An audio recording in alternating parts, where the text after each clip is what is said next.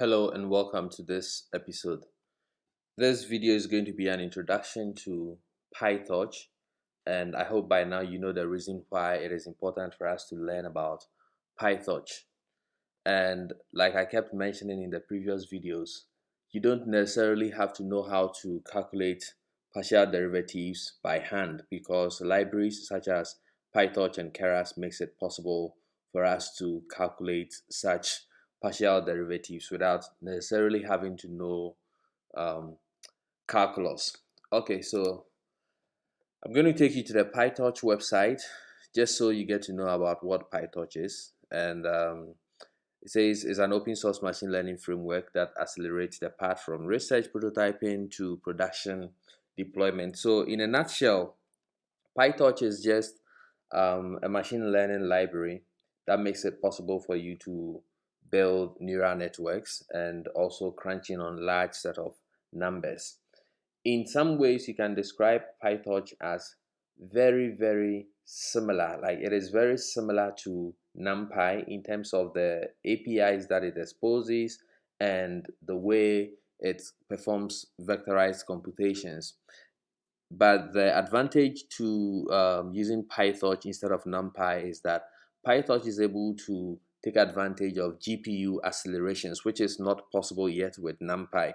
So if you have a machine that has GPU on it, you can crunch in on large numbers in a much shorter time than you can with using NumPy on a regular CPU. So it helps you to take advantage of GPUs to accelerate your calculations and your computations. And as you might have realized by now, the field of deep learning is very iterative. So the faster you are able, the more faster you are able to test your ideas, the quicker it is to find optimal solution. So at a point, it becomes necessary that you have a GPU that is going to help you to um, be fast with whatever you are working on. The next thing that makes PyTorch interesting is that it also has APIs that support AutoGrad. So AutoGrad basically means automatic gradient calculations, and so PyTorch makes it possible for you to automatically calculate gradient without necessarily having to know um, calculus. And so these are the first two reasons why PyTorch is a very interesting framework that you need to know about. And the next thing is the APIs that PyTorch exposes are very Pythonic. So you get to write code with whatever knowledge you already have in Python, which is quite difficult to achieve in a library such as Keras. Now, I'm not starting a library war here. I don't think it makes sense for you as a deep learning engineer to become an expert in either PyTorch or Keras. These are tools for your work. So you don't necessarily have to be an expert in a tool. You have to be an expert in the concept, which is what I'm teaching you in these videos. So once you understand the concept, it doesn't matter which library you use. The downside to choosing one library and sticking to it and becoming an expert in it is that it limits the kind of corporations that you can work for. So if you go into a company that uses Keras exclusively, then it means since you don't have any experience with Keras, you will not be able to work for them. In the same way, if you go to a company that uses PyTorch exclusively, you can't work for them if all you know is Keras. So invest your time in understanding the concept and do not choose a tool this early, and do not hone in all your skills or your time into mastering any specific tool.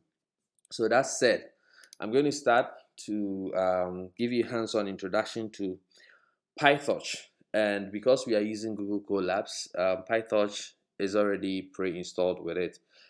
If you don't if you don't want to use Google Colabs and you want to use PyTorch on your own machine, then you can always go to Get Started, and they have one of the best documentations for open source projects out there. It shows you how to install PyTorch on the different operating systems, and so you have to install it depending on whether you have CUDA, which is the GPU, the framework that helps you to take advantage of GPUs, or if you're using a regular CPU.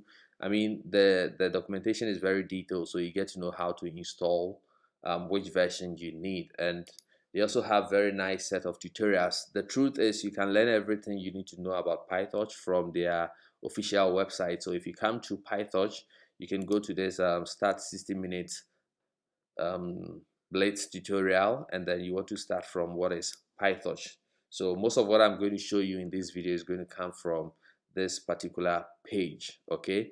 And the truth is, whatever you know from NumPy is not wasted, because you cannot do machine learning without NumPy. There is no two ways about that. So you realize that we'll be combining NumPy and PyTorch. The beautiful thing is that PyTorch has a bridge between NumPy and itself. So you can bring in data from NumPy, and you can also take out data from PyTorch and then convert it into NumPy ND arrays. Okay, so let's get started. So I'm going to start by importing Torch because it is already installed for us in Google Colabs. Okay, so now that I have Torch installed, you might ask yourself, what is the basic unit of organization in PyTorch? You know from NumPy that the basic unit of data organization is the ND array. So what does PyTorch call its own? Okay, PyTorch calls it a tensor, and a tensor is basically an n-dimensional array. So what you knew from NumPy are also technically called tensors. As a matter of fact, I can import NumPy because we will have to connect things from NumPy to PyTorch and then PyTorch to NumPy. So in Torch, we deal with tensors. And when you hear a tensor, just think of the n-dimensional arrays that you already know of from NumPy. Okay, so let's create some data. So I'm going to say data is equal to torch.tensor, and then I'll pass in a list of numbers. So I'm going to say 1, 2, 3, 4, 5. And then let's run this cell.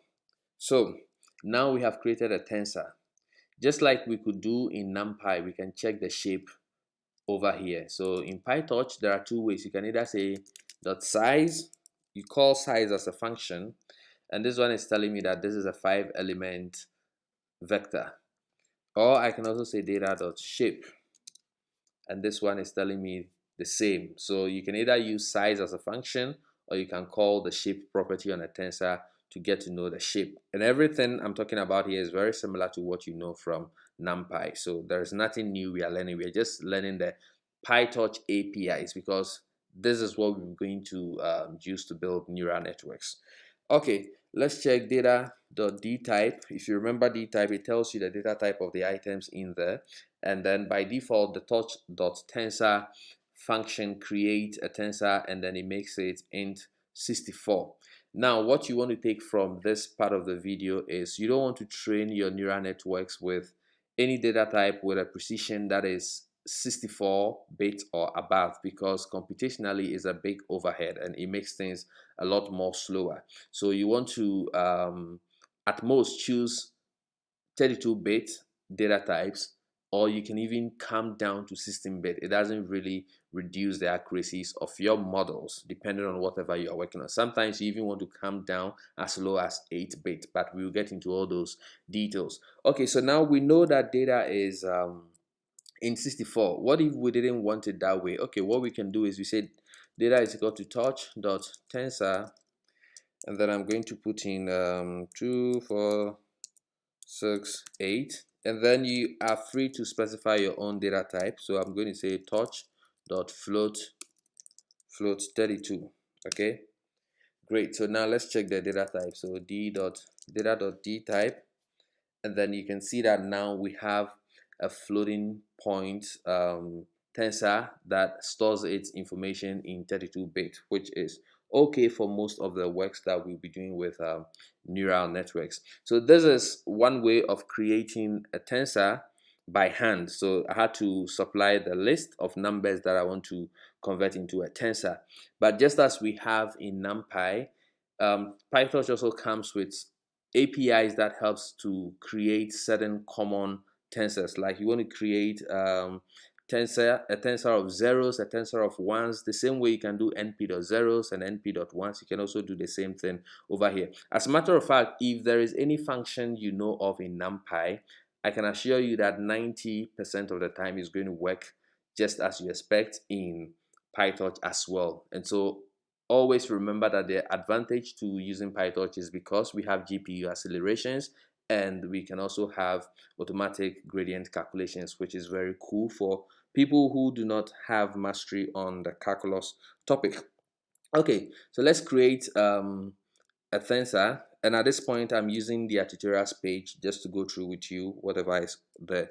So torch.empty, so this is going to create a 5 by 3 tensor which is empty. Empty doesn't mean that the items are going to be 0. What it means is that whatever is stored in that memory location where the tensor is located is going to be given to the items in the tensor. So if I go ahead and I print the tensor right now, you can see that it is made up of some gibberish. You don't know where it is coming from. It just happened that when you created the empty tensor, it just reads whatever is available in that memory and it assigns it over there. So this is one way of creating an empty tensor, and there is a way of changing the data, setting the data for the empty tensor that you have created. Another nice utility function that we want to know about is torch.rand. So the same way you're able to do numpy.random.random or random.normal, you're also able to generate random numbers, tensors that are made up of random numbers with PyTorch. So at this point, you can see that this is different from what we got for creating an empty tensor. This is actually numbers that have been selected by a pseudo-random number generation algorithm. Okay, so let's try another utility function. We can say x.torch zeros, and then we can specify that we want a 5 by 3, and then we say d type is equal to torch.long. So I'm doing this just so you get to see the different data types out there. So if I print s, you can see that I have a 5 by 3 tensor that has zeros for all the items in there. Okay, and you can also do calculations like you already know of. Okay, so let's try x is equal to torch.once, and like I said, if you know of any function in NumPy, feel free to try it in PyTorch, and 90% of the time is going to work.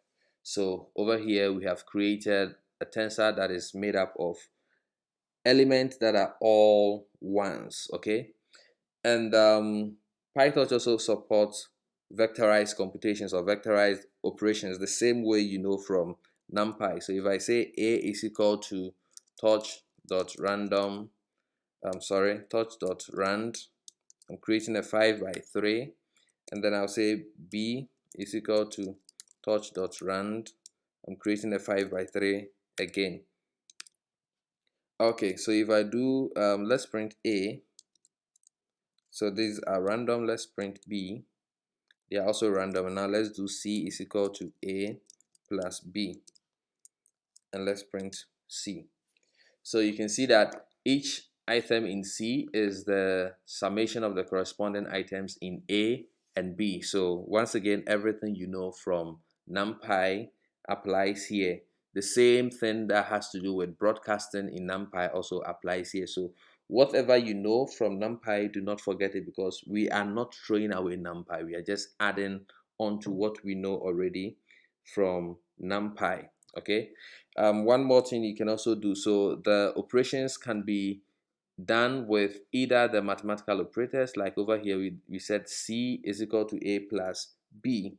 What we could also have done is we could just say c is equal to torch dot add a and then b. So there's a function for that, and then if I print c, you should see that the items in c should be similar to what we got up here. So whether you use the mathematical operator or you call a function, a utility function, to perform the operation for you, it doesn't really make a difference. Okay, and so everything about indexing also applies here. I don't want to make this video too long, so the way you index your ND arrays in NumPy is the same way you index your tensors in PyTorch. Okay, all right, so there is one more API that I want to tell you about, and it is the fact that tensors have a function called item.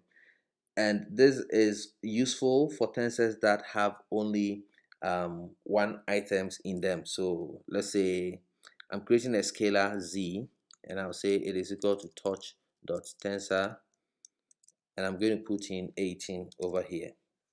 So if you try to check z.shape, you can see that it has no shape. It's a zero element tensor, which is basically a scalar.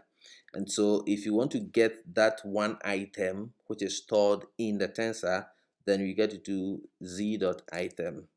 And this is what is going to return to us the single item that is inside our tensor.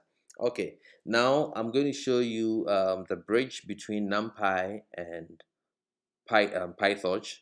So we're basically going to talk about how to create a tensor based on a NumPy ND array, and then how to also get a NumPy ND array from a PyTorch tensor. So let's start off by saying I'm going to create this tensor. So I'm going to say t is equal to torch.rand 5 by 5. Okay, so let's print it out and see what's in there. So these are 5 by 5 randomly generated numbers over there. What if I want to get this as a NumPy array? First of all, let's check the type of T to know that it is a torch.tensor. So you can see that the type of T is now torch.tensor. And I can convert it to an ND array by saying n is equal to t dot numpy. So there's a function numpy which you can call on a tensor instance, and once you call it, it is going to copy the data that a tensor has, and then it's going to give it to you as a numpy ND array. So now if I check the type of n, you can see that it is numpy.nd array. In a similar way, we are able to create a numpy ND array, and then we can create a tensor out of that. So I'm going to create an ND array. I'll say a is equal to mp.once. So let's generate let's say a 5 by 5, sorry, a 5 by 5 ND array. Oh, sorry. So needed to set the shape as a tuple. Okay. All right. So if we print this ND array, you can see that it is just made up of all ones, and it is 5 by 5. So what we can do to convert this into a torch.tensor is to say b is equal to torch.from numpy, as you can see, and then I give it a. And so if I print b, you can see that b is also a torch.tensor that has the same data from the numpy ND array that was used to create it. So I want to end this video here. The whole idea is to show you the APIs in Torch that are very similar to what you already have in NumPy. So everything you learned, Boolean indexing and everything is in here. I don't want to create a whole chapter in our series to teach NumPy the same way I did for to teach PyTorch the same way I did for NumPy. So what I'm going to do is, in subsequent videos, when we are implementing neural networks, I will introduce the PyTorch APIs as and when they are needed, and I will explain along the line. But try as much as possible to spend time on the PyTorch official documentation and learn as much as you can. So thank you very much for watching, and I will see you in the next video.